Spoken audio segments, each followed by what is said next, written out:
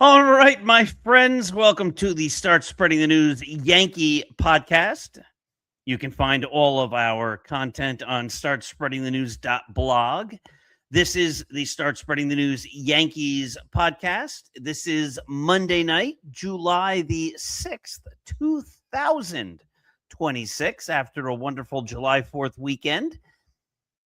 A reminder that this program is brought to you by Artemisia Publishing. Artemisia publishes a wide selection of great books across a variety of genres, including some of the best books ever written in the history of literature and writing, including the least among them, From Compton to the Bronx, 365.2, and the greatest novel ever written, Scattering the Ashes. If you haven't read any of them, they are written all by a phenomenal author named me. And also, of course, which I need a new graphic for, the brand new, actually came out in like March, Greatest New York Yankees by Uniform Number. One person who helped me with numerous books on that list is my good friend and one of the writers on Start Spreading the News, the fantastic, the wonderful, the knowledgeable Tim Kabel. Tim, how are you? Fine. How are you, Paul? Oh, my goodness. I am so good. Not only that you're here, but after what I think we've spent the last 17 hours trying to figure out how to make our sounds work between us, and we finally got it fixed. So it's good to hear you. So Tim, you know, I think in the history of civilization, there are people that go down for doing great things, and other people then get credit, and the person who actually invented something gets forgotten along the way, which is always a shame. But I think it was you who coined the word boon swoon a number of years ago, which is now all over everywhere. But I think you coined it. I did, and as you noted, I get zero credit. I'm gonna coin this one now. Boon voyage. All right. So how much longer do you give Boone? How much longer can the Yankees stick with him as the manager? Well, I've said for a few years that they should get rid of him. I think logically, if they're going to do things in a smart way, which I doubt they will, but if they were to do so, we have 4 games against the Rays, and the Rays are in first place, and the Rays have been playing much better than the Yankees of late. If the Yankees lose 3 out of 4 or get swept, then I think the All-Star break would be the time to cut ties with Boone and bring somebody else in. Now, I agree with you, and I think we've both been beating the Boone bandwagon of it's time to move on from him for years. Why on earth would the Yankees, after seeing this same story year after year, terrible baseball, periods of time when they can't win, where they play like the worst team in the major leagues year after year for a month or so, or weeks on end, why can't the Yankees, Brian Cashman, Hal Steinbrenner, both of them, either of them, find the intestinal fortitude within themselves to move on from a manager who's obviously ineffective? Well, I think there are a couple of reasons. One, they'd have to admit that they made a mistake. And they don't want to do that. And two, they grasp at excuses. This year's excuse is, well, Aaron Judge and Giancarlo Stanton and Max Fried are hurt. Well, they haven't been hurt in the past, and this thing happens every year. So, I don't think, yes, it's not good to have the best player in the game out, but that's not necessarily why they're losing game after game. I mean, it's a lot of these things are mistakes that Boone is making. Why keep bringing Camilo Doval in?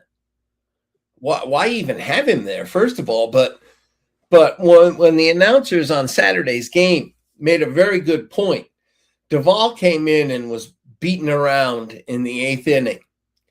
And then in the 9th inning, Boone brought in Brent Hedrick.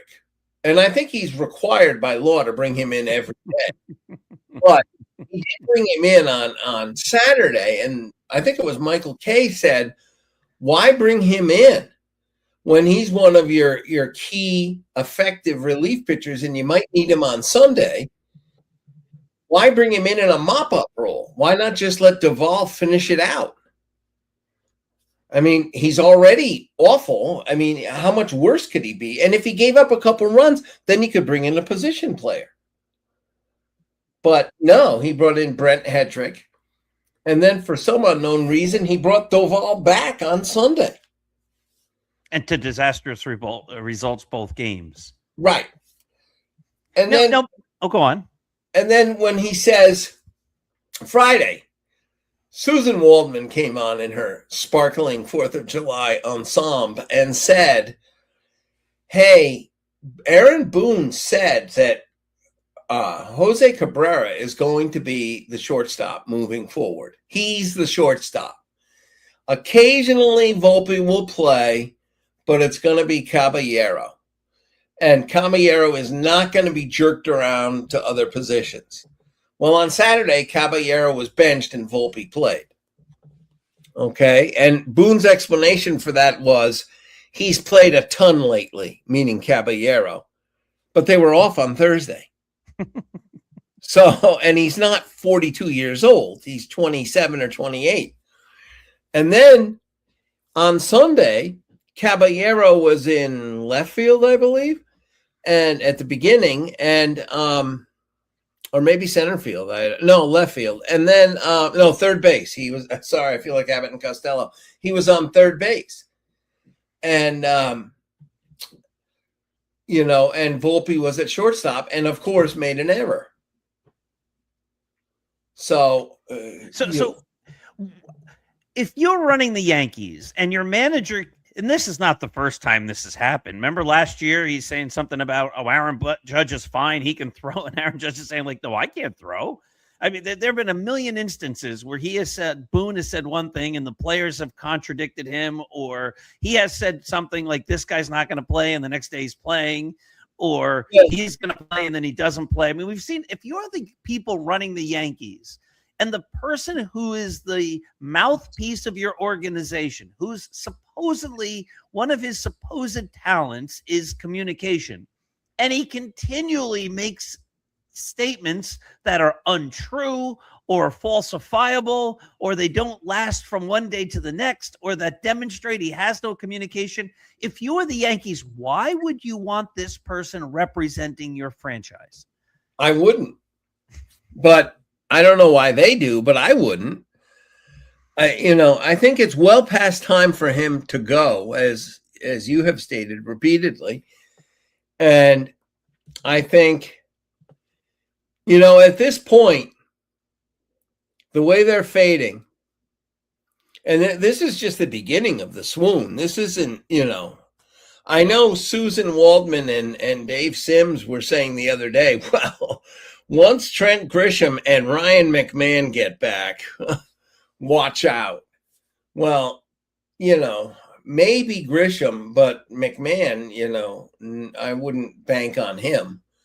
So if he's the savior, then we're in a lot of trouble. So I just think, at this point, it's time for Boone to go.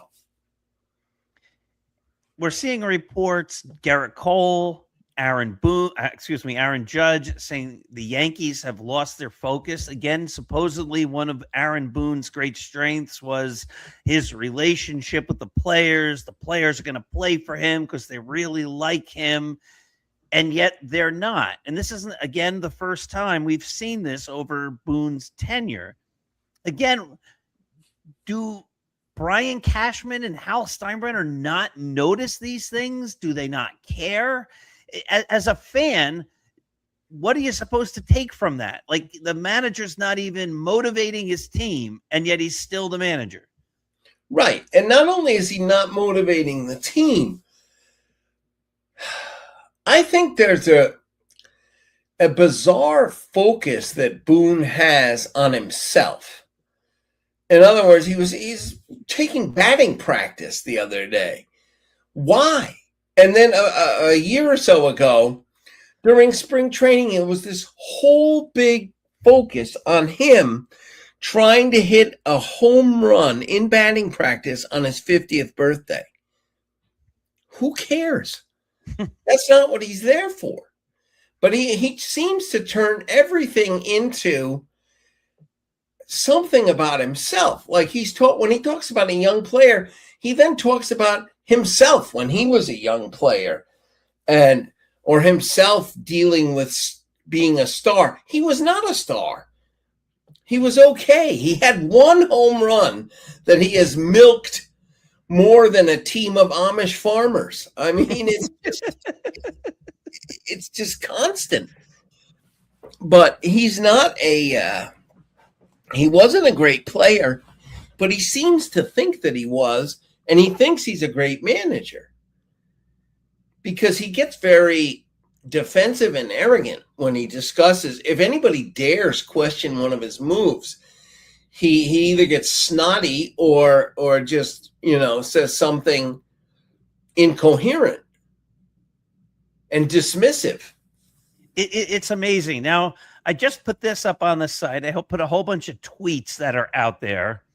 And this is from some guy named Star on Twitter or X. And he writes, per @JohnBoy, Anthony Volpe is the only player in MLB history to have more than 1,800 plate appearances and under a 285 on base percentage. The only player. So why on earth would the Yankees keep rolling him out there? You said that Susan Waldman was interviewing Boone on Friday and said, we're not going to play Volpe. Obviously, he's not playable. Now we're seeing that he's the worst player in the history of baseball after 1,800 plate appearances. The only one of them not to have a 285 on base percentage. His OPS plus is now at 89 for the season. He's never cracked 90 in any of his 4 seasons. What's the fascination? Why? I mean, nobody likes to admit a mistake. I get it. But when you make a mistake and you just compound that mistake year in and year out and you just continue to do it, isn't that the definition of insanity? It is. But what happens with Volpe, I think, is Volpe's not very good. We all know that. But Volpe can have a flash or two of being reasonably good for a couple of days. And when that happens, everybody's like, oh, look, he's turned the corner. This is it. And then he plays for 2 weeks. He doesn't get a hit for 27 straight at bats. And then all of a sudden, when you're ready to pull the plug, he gets 4 hits in a row. It's kind of like, but not as good, when Sugar Ray Leonard used to box and he would steal rounds. Marvin Hagler, that was, I remember that fight. He would come with a flourish at the beginning, at the end, but do nothing in the middle. And he would steal the round because that's what the judges would see. And they would say, wow, you see the way he ended that? And that's kind of what Volpe does, but not to that level. I think, and Volpe is useless as a bench player because he can only play one position. That's it. He's not a Swiss Army knife. He's a stick. He can't play all these different positions like Caballero can. And Caballero can play multiple positions, but his best position is shortstop. I mean, I think he would be a fine second baseman if need be, but right now you have Jazz there. So I don't know. I just think that Volpe, because he can only play the one position, and he's become a terrible base runner. I noted the other day how his stolen base success rate has gone down every season, including this one. When he destroyed that inning by getting thrown out, with one out in the ninth inning, I think it was, and then Spencer Jones hit a pop out or a fly out. Yeah.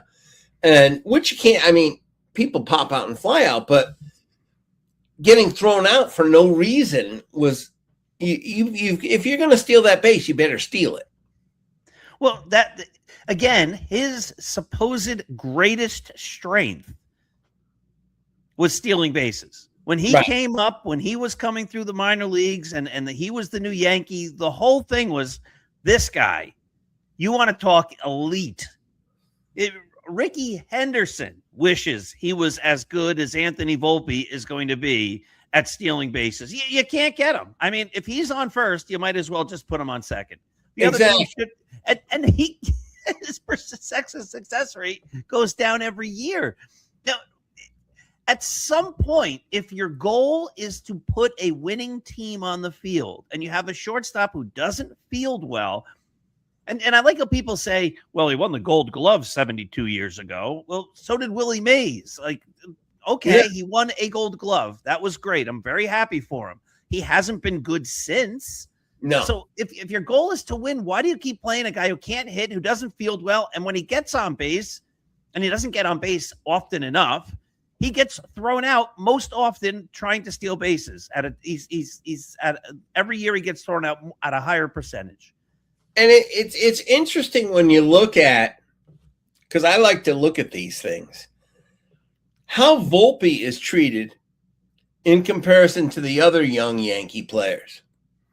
And it's just, it's not even night and day. It's day and 16 nights ago. I mean, it's horrible because let's just look at stolen bases. Dominguez stole a base the other day, and the announcer said he's 5 for 5 in stolen bases. They don't let him steal as often. And every time he steals, he's successful. He had 23 steals last year, I believe. That's the guy you should be letting steal bases, not Volpe. And the other thing is, they brought up Spencer Jones once. They sent him down. He didn't do that well. They brought him up the second time. He did significantly better the second time than he did the first time, but he gets yanked in and out of the lineup constantly. Dominguez gets yanked in and out of the lineup. All of them, it's just, and Rice used to get that treatment, but then they got into a situation where they didn't have a choice, but they had to play Rice because Stanton was out and they needed to play him. And he sort of seized the day. And now, but still every now and then they'll yank Rice out. I just think that the way Volpe has gotten this deferential treatment is ridiculous. Now, we have been accused, both you and I, of hating, and other writers on Start Spreading the News, of hating on Anthony Volpe. And I keep trying to explain, we're not hating on him. we are frustrated because the Yankees are gaslighting or doing whatever. I guess it's gaslighting, saying like, no, you don't understand. This is an elite. Didn't Aaron Boone call him elite last year? This is like a top shortstop. And we keep seeing like, no, he's not. And there's better options. And there were a million shortstops a couple of years ago that were available that would have been great. One of them, Seager, helps lead the Rangers to a championship. And yet we're constantly seeing this player. I think you, me, every Yankee fan would love Anthony Volpe to become the next Derek Jeter and to turn that all around tonight and be great the rest of the way. And we could say, boy, when we were down on him, we were wrong. But we haven't been wrong. And when you point out the weaknesses, people say, well, why do you hate him? We don't hate him, but we're frustrated. We were accused of all sorts of things. Yeah, I think we don't. It's just an accurate assessment that he's just not that good. And again, I've seen it before with people. They say, oh, this guy, he's really good. And you just look at the numbers and he's not. They used to do that with Aaron Hicks too. And,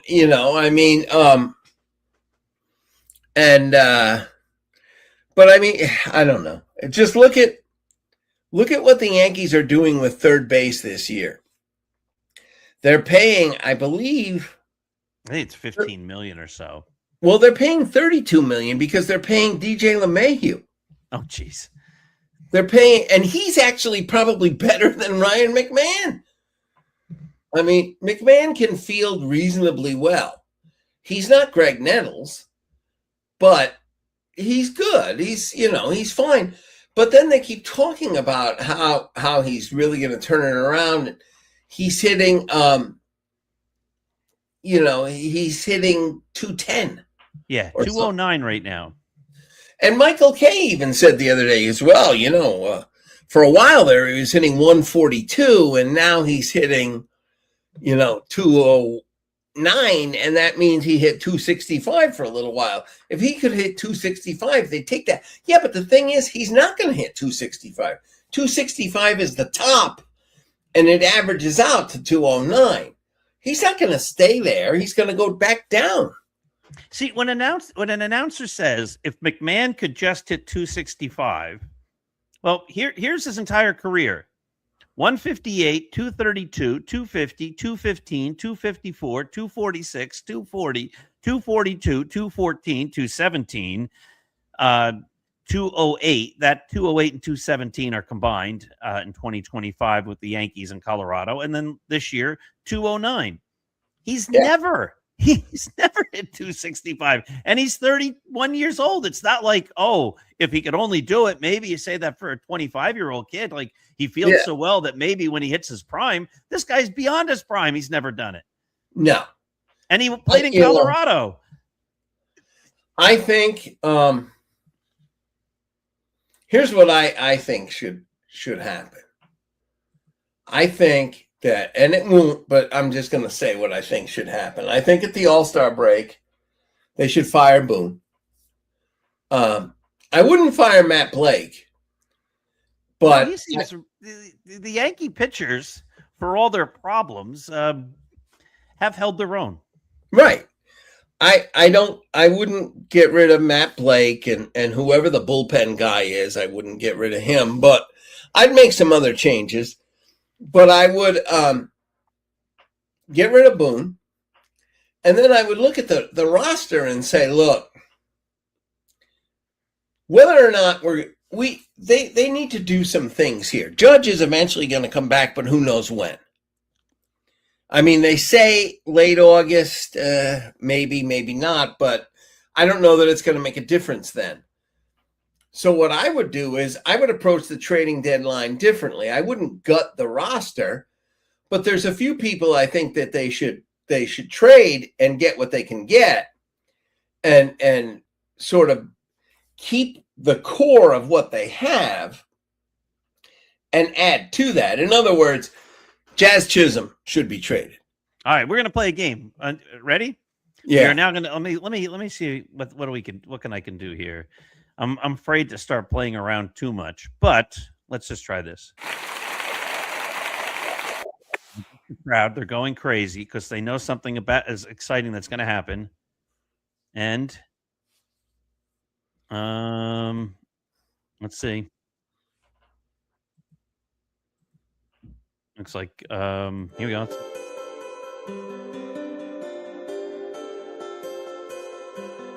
Are we at the prom? I don't know. It was called Acoustic Cinematic. I thought it might be a little bit exciting. But anyway, we are now, I was going to have like da da da da. Looks like I don't have that available at this moment. So we are going to play a new game called Tim Kabel Keep or Stay. And so we'll go through. You're the GM. It's the All-Star break. We have fired Aaron Boone. And I'll just give you the names of the guys. Who should we keep and who should we get rid of at the trading deadline? And I think, are you in agreement that this is like, it's silly to go for it this year? Yeah, I think it is silly because you don't know what's happening with Judge.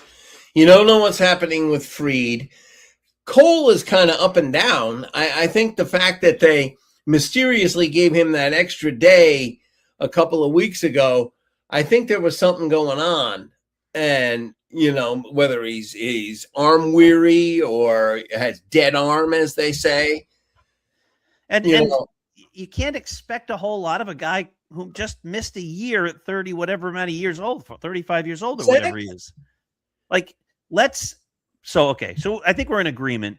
Now, the Yankees could win the World Series this year and make us feel foolish for trying to throw in the towel. But I think the idea at this point is let's try to build a team that's going to be able to be competitive going forward with a manager who might be able to lead them. Forgetting the manager, I know who your pick is. It would be Shelley Duncan. I have no way to say whether that's good or bad or indifferent, but he's been a good minor league manager, so why not? At least he knows how to manage, which is something Boone doesn't know how to do. But let's just talk about players. Here we go. Ben Rice. Keep. Paul Goldschmidt. Well, he's only signed for the 1 year, but if you could get something for him, I'd trade him. Agreed. Jazz Chisholm. Gone. Agreed. Anthony Volpe. Double gone. Send him out, bring him back, and send him out again. Ryan McMahon. Gone. Me too. All right. Cody Bellinger. Keep. Spencer Jones. Definitely keep. I know you're high on him. I'm less high. Jason Dominguez. Definitely keep. Aaron, so far, except for Spencer Jones, we're right in the line. Aaron Judge. Well, you have to keep him, but all right. Austin Wells. Gone.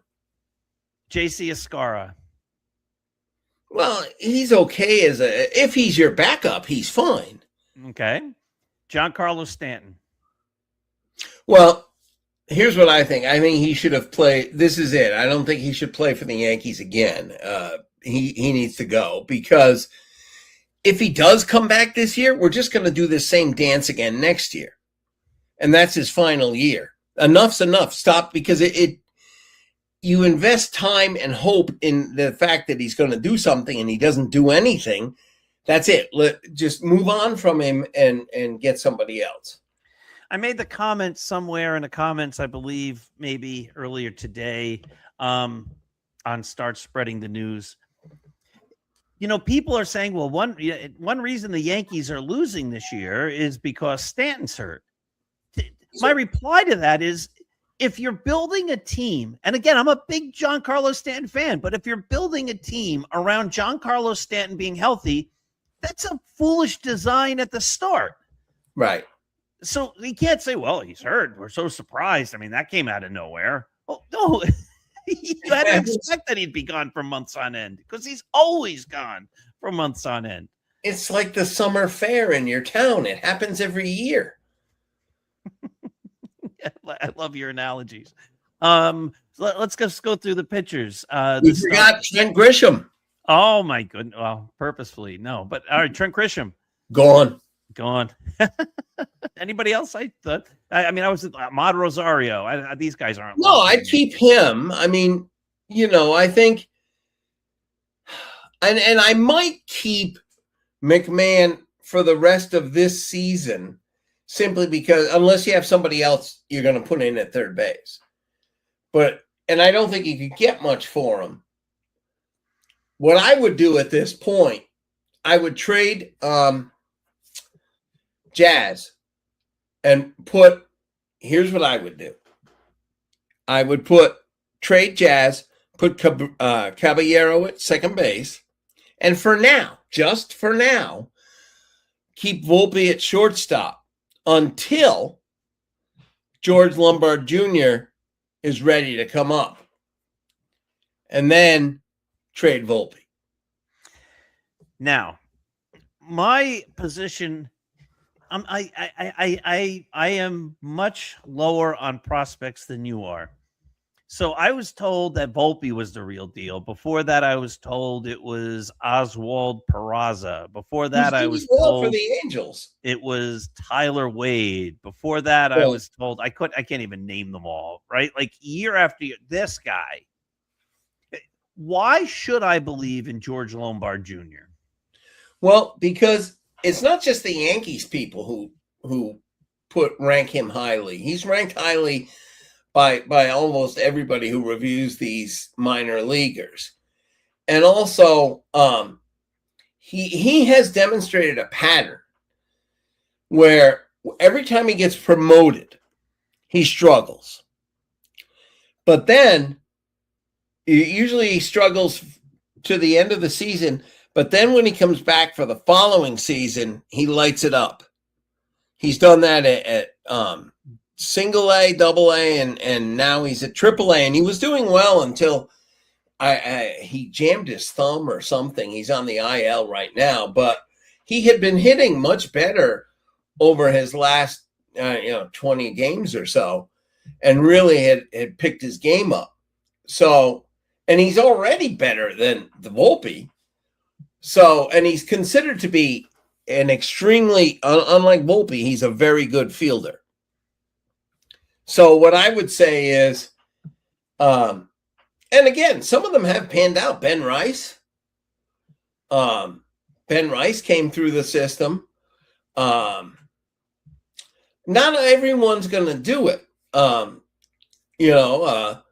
For whatever reason, it was funny. Remember, they thought Austin Wells was going to be a tremendous hitter, but a lousy catcher. Mm-hmm. Well, he catches like he's catching eggs that he doesn't want to break, and he's good at that, but he's a terrible hitter. Awful. Year after year, too.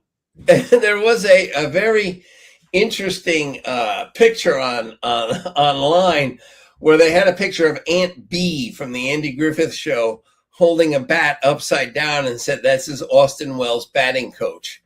So, I mean, he's not. And then the other night he wandered into a play and the ball hit him in the head. I mean, I don't know. I just think not every minor leaguer is going to make it. I think that if Dominguez plays, you're going to see, I don't know that he's going to be a superstar, but I think he's going to be a solid player. I think he's going to be along the lines of like a Brett Gardner type. I think that's what you're going to see with him. A solid guy. You're going to be, you won't have to worry about if he's in left field or wherever it is he's playing. You think he's going to be able to field? Because he looks very awkward out there. No, remember the play that got him on the IL was one of the best plays of the year when he dove and he hit the wall. And he's made some good plays in right field too. I think, but he works very hard at it from everything I've read and seen. Because if you'll remember, some of these guys come up. Wade Boggs came up as a terrible fielder. That is true. Yeah, he turned himself into by the time all was said and done. And don't forget, Dominguez is only 23. Mm-hmm. So he's been in the system since he was 4 years old. But I think he's going to be a solid player. But what I was getting at is, you might not be able to get rid of everybody right now. But the guys you can get rid of who will bring you something back target a catcher. Target, and if you have a team that needs a left-handed bat, okay, in the playoff, a team that's a contending team, I don't know which one, maybe the Braves, for example, give them Grisham, and take, if they have a really good catching prospect who's ready for the majors, take him, and then let that guy become your catcher for the rest of this season. You know, because you need a catcher. No doubt about it. Yankees need a lot. That's part of the problem. They do need a lot, but catcher. And then I've read a lot of rumors that, you know, some things they do make a little bit of sense. They rebuilt their, you know, their scouting and their international development and minor league development staff because they had too many duds. And now what they've done is they have somebody, I can't remember his name, but he has a lot of connections in Japan and the Far East. And they say, and he just signed a pitcher from Taiwan that's supposedly a big deal. But they say that this year there's going to be a third baseman posted from Japan who's very good. Maybe they can target him. It would be nice if the Yankees were big players in that, you know, Japanese market again, because there was a time when the great Japanese, and I had an article up earlier today that talked about how the Dodgers, what people do when they argue is they make points and then they go back away from those points as if they never made them. So a couple of years ago, I was arguing that Anthony Volpe doesn't walk enough. And then in the comments, we saw certain people then say, ha, ha, ha, what a joke. You don't know what you're talking about type of thing. Like, and now everybody says 2 years later, Anthony Volpe doesn't walk enough. It was obvious from the start. A couple of years ago, there was commenters that said, well, when we would complain, writers on Start Spreading the News, myself or whomever would say the Yankees aren't winning, they should be winning. And the argument was, well, no team wins today. You can't build a dynasty today. Baseball's not designed for that anymore. And then I put an article today that said, well, the Dodgers have won 3 World Series this decade, and they're the best team virtually every single year. They're in first place every year from 2013 on. And then they make up other arguments. Well, it's obvious that if the Yankees were determined to be good and great, that they could be, but they keep making decisions that are contrary to that, including keeping a manager who can't even manage. I forget where I was going to go with the point that I was going to make here. I was going to build on something you had said there, and I lost my stream of consciousness as I was talking about the Japanese players. Oh, correct. And so people then say, well, the Japanese players won't go to the Yankees. They only go to the Dodgers. Well, that's because the Dodgers are really good. And if I'm a player coming from Japan, well, I'd like to go to the Dodgers because they're really good. But when players first started coming from Japan, a lot of them wanted to come to the Yankees. Why? Mm-hmm. Because the Yankees were really good. And if you think they're going to be great and build a great team around you, then you say, you know what, I'd like to go to the Yankees. That'd be cool to play in New York. Right. But if you see what dysfunction is there, you say, well, no, I don't want to go. Why would I want to be a Yankee? Like if you were a great Japanese player right now and you could choose any team and without your fandom of being a Yankee, why would you choose the Yankees? You wouldn't. But again, they don't necessarily even go after some of them. Correct. I mean, I said, and not that I'm a genius, but you're pretty smart. If Munetaka Murakami signed with the White Sox for 2 years, he would have come to the Yankees if they made him an offer. And I know he's been hurt, but before he was hurt, he had like the most home runs ever by a rookie before, by the end of June. And he's ready to come back now, they said. And, he doesn't hit for a high average. He strikes out a lot, but he's got a ton of home runs and RBIs. And he's a left-handed hitter. And maybe he's not the greatest third baseman in the world, but I'd rather have him than McMahon. And right now, he could be your DH. Yeah, no doubt. And you know what? You can't get better if you don't go after players. And the Yankees just have decided this whole Boone era that they just let generational talent go past without even making an offer. Like, we're fine. We got this guy. We don't need that superstar. And it turns out that superstar probably would have helped. And look at you mentioned him before, Oswald Peraza. He's doing pretty well for the Angels. He's doing better than Volpe. Yeah, well, they picked one, and it looks like they picked the wrong guy of the two. Yeah. Oh, so did I miss anything here in our complaining session here? About the truth, but we talked about the position players, but as far as which pitcher should go, I would keep the starter. I'm not going to say get rid of Cole or Rodon or Fried no. You need them. They're if you're going to be competitive next year, moving forward, getting rid of Boone, retooling things, you don't want to do that. But the bullpen, you need to, I think that's a complete gut job. I don't think there's anybody out there, maybe Bednar, who you say, well, this guy is definitely part of the team next year. Hedrick's 109 years old, and he's had No, he's not. He's actually kind of young, but is he? I think so. I'd say he's under 30. Hedrick. All right, we're going to play. This is another game. I wish I had theme music. Here's the Brent Hedrick game show. Brent Hedrick is, all right, so he's 28. You're right on that. I thought he was around a lot longer. 2023 in 3 games. That doesn't count. 2024 for Minnesota. He only played in 1 game. So really his first major league chance came last year with the Yankees. 17 games, 3.13 ERA. This year, 44 games, 1.45 ERA. His ERA plus last year was 133. This year it's 291, which is crazy good. So, you know what? I thought he was like a Paul Blackburn, one of these guys that has been around forever. So, yeah, I would keep him. That makes sense. I would keep Hedrick. There's not much else out there.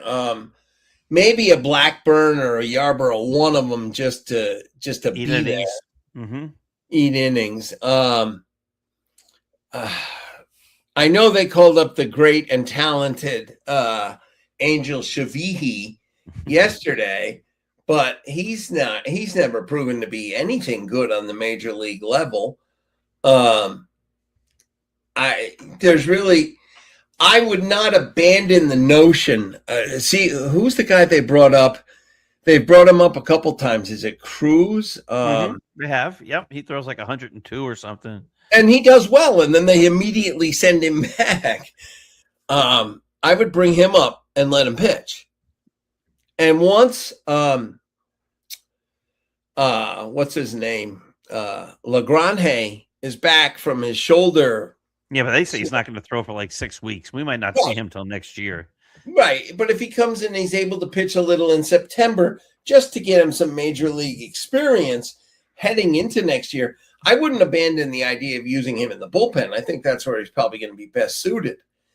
But they have some other young kids that seem like they could be potentially good bullpen people. They had another guy, I forget his name, Lalane, I think it is. I'm not sure what level he's at, but he struck out, 12 or 13 guys in a game, 3 or 4 games in a row. Maybe he's somebody you could turn into a bullpen pitcher. Mm-hmm. But the point is, you need to retool the bullpen, and you don't need to get somebody who's no good on another team and think he's going to be good on your team. No, you don't need to do that. I think they've done that a few times now. Yeah. I mean, look at the 3 guys. I mean, Bednar is fine, but they brought in Jake Bird. And that reminds me, every time I hear Jake Bird, I think of who was it? Somebody Bird, the one Thurman Munson hit the home run into the bullpen off of. Doug Bird. Yeah. Doug Bird of the Kansas City Royals. Yep. Yeah, I mean, maybe this is his who eventually became a Yankee. Doug Bird pitched for the Yankees. Yeah. Well, who didn't? But I think they need to retool the bullpen. I would and Weathers.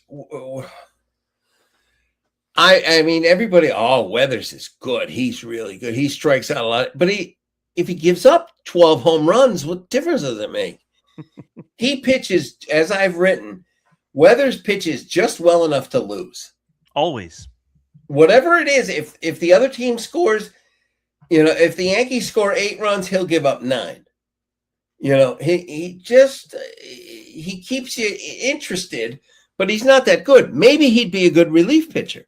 Maybe. Listen to these numbers. He pitched for San Diego. He was 4-7.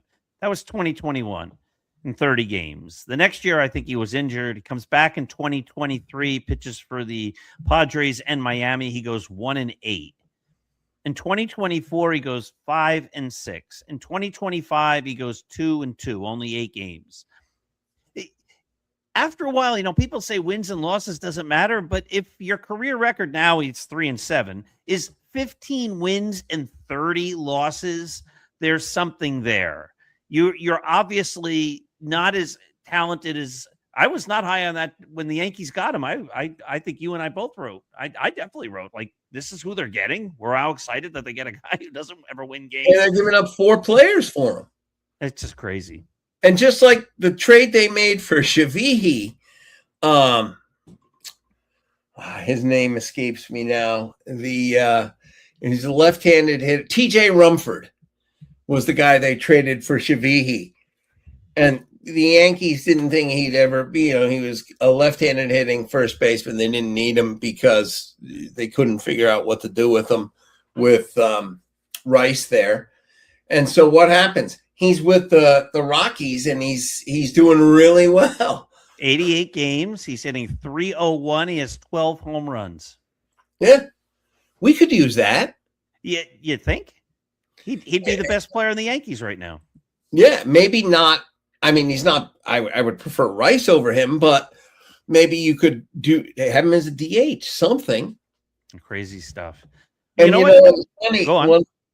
The other day, we complained about how remember in the game when Boone did not pinch hit Goldschmidt for Cabrera. And I like Cabrera, but Cabrera was just coming back after that terrible injury, and he'd only had a handful of at-bats at the major league level, and Goldschmidt's a borderline Hall of Famer. So who would you rather have hitting? Obviously Goldschmidt. And so, of course, he came up with some weird explanation. Cabrera can get his bat on the ball. Right. Something that made no sense. But then on Saturday, it might have been Saturday, he pinch hit Goldschmidt for Trent Grisham. And Trent Grisham, I'm not a huge fan of his, but he had I think he'd hit a home run in the game, and I think it didn't make sense. But then he's like, oh yeah, you have to go with Goldschmidt in that situation. But why wouldn't you go with him over Cabrera? I think sometimes he manages. I wrote this the other day for the story. What a story. Yeah. Whoa, when they write this tomorrow, I'm going to sound like a genius because I stuck with the underdog and against all logic, and it worked. It's the same as bringing in Nestor in that World Series game, and he does this constantly. He does that, and the other thing he does, he manages against criticism. In other words, if somebody lambastes him, like a couple of years ago, heading into the playoffs, Judge was hitting leadoff of all things. And Alex Rodriguez came out and blasted him for doing that. Judge never hit leadoff again after that. And the same thing, remember, he got all that criticism for playing Isaiah Kiner-Falefa. And then headed into the playoffs, all of a sudden people were criticizing it, and then he yanked Isaiah Kiner-Falefa out of the lineup. So he responds to people criticizing him. So maybe that was part of it. All the people who criticized him for not pinch hitting Goldschmidt, he's like, aha, I'm going to use Goldschmidt now. Now I'll show you. I'll make the decision 2 days later. The whole thing is frustrating. Tim, this has been fun, even though we're complaining about the Yankees. I'm glad we sorted out the audio. That was crazy at the start. And thank you for joining me, my dear friends. Thank you for watching. This has been the Start Spreading the News Yankee podcast with the brilliant, affable, fantastic writer, Tim Kabel, joining me. Have yourselves a happy and wonderful evening.